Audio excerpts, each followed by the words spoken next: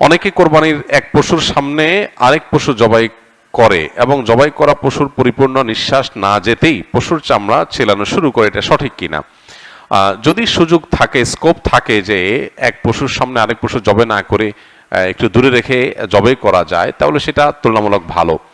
সবসময় সুযোগ থাকে না, বিশেষ করে অনেক পশু এক জায়গায় থাকলে, বিশেষ করে আপনার বড় বড় আপনার স্লটার হাউসগুলোতে যখন পশু জবাই হয় তখন এটার এভাবে মেনটেন করা সবসময় সম্ভব হয় না, কিন্তু স্কোপ থাকলে কর্তৃপক্ষের সেই ব্যবস্থা করাটা উত্তম, এতে কোনো সন্দেহ নেই।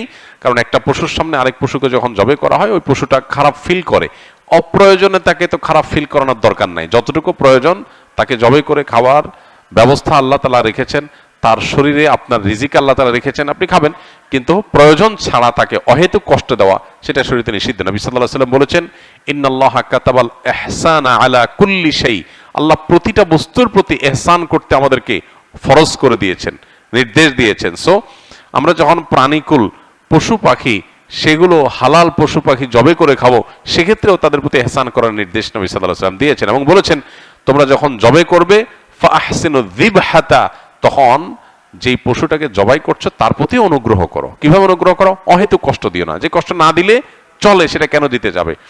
এই জন্য তিনি বলেছেন, তোমরা জবাই করার আগে চাকু বা ছুরি ভালো করে ধার দিয়ে নিবে, কারণ ভোঁতা ছুরি নিয়ে তুমি যদি জবাই করতে যাও তাহলে তাকে বেশি কষ্ট দিতে হবে। বেশি কষ্ট দিয়ে কেন তুমি তাকে জবাই করবে, যেটা কম কষ্ট দিয়ে করা সম্ভব। এজন্য এই জিনিসটা একটা গুরুত্বপূর্ণ দিক। আরেকটা হলো যে পশু জবের পর যে তার চামড়া ছেলা শুরু করা প্রাণ বের হওয়ার আগে, খুবই গর্হিত কথা। যে হাদিস একটু আগে আমরা বললাম, সেই হাদিসের আলোকে বোঝা গেল কোনো প্রাণীকে প্রয়োজন ছাড়া কষ্ট দেওয়া এটা গুনাহের কথা।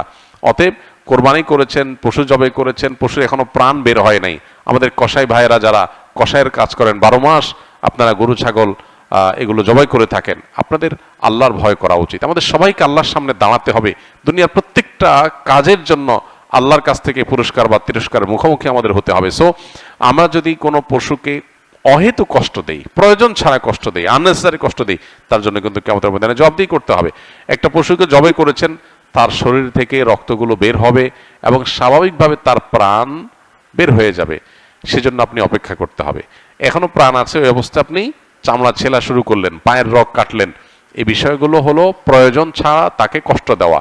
এদিকে প্রাণ আছে শরীরে, এর মধ্যে চামড়া ছেলা শুরু করে দিলেন, এটা অমানবিক এবং অপ্রয়োজনীয়, সেজন্য এই কাজটা করা নাজায়েজ। কোরবানিতে যদি আপনার পশু জবাই করার পর আপনি যে কসাই নির্ধারণ করেছেন, নিয়োগ দিয়েছেন, সে কসাই এটা শুরু করে, আপনার দায়িত্ব হলো কসাইকে থামানো, যে না, পশুর প্রাণ পরিপূর্ণ বের হওয়া পর্যন্ত তুমি তার শরীরে কোনো চাকু ছুরির পোজ দিতে পারবে না।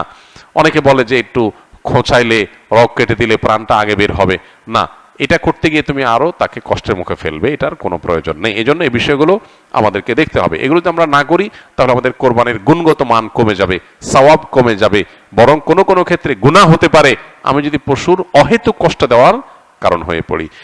যিনি কসাই তিনি হয়তো আমার এটার জবাই শেষ করে তিনি আরেকটা করতে যাবেন, 2টা মিনিট তার সবর সহ্য হচ্ছে না, এই 2টা মিনিট এটা দেরি করলে পশুটার প্রাণ বের হয়ে যায়, সে 2 মিনিট বাঁচাবার জন্য তিনি আমার পশুর উপরে অহেতুক আপনার ছুরি চালাচালি করছেন। এগুলো আমাদেরকে থামাতে হবে এবং দায়িত্বশীল আচরণ করতে হবে।